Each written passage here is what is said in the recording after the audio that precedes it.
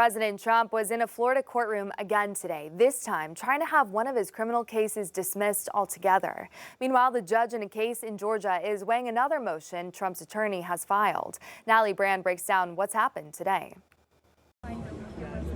Outside the federal courthouse in Fort Pierce, Florida Thursday, former President Trump's supporters gathered as he and lawyers arrived for a hearing to try and get the classified documents case dismissed. There are basically two motions to dismiss that are on the docket for today, where Judge Cannon said, clear the day. We're going to talk about both of these.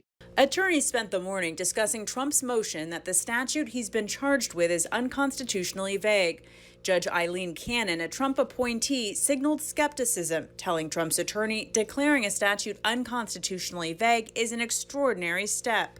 Trump's legal team also contends the former president is shielded from prosecution by the Presidential Records Act, arguing he was still the president when many of the documents were packed and delivered to Mar-a-Lago.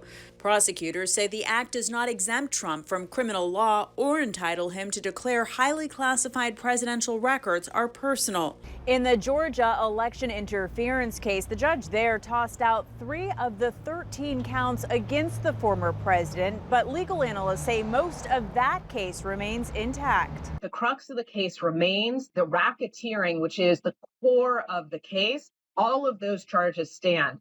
But the prosecution could fairly easily go to a grand jury and say, we are going to add that specificity now. Judge Scott McAfee has not yet ruled on whether District Attorney Fani Willis should be removed from the case over a romantic relationship with Special Prosecutor Nathan Wade. Natalie Brandt, CBS News, Washington. Judge McAfee said he has set a deadline to issue the ruling regarding Fani Willis by the end of this week.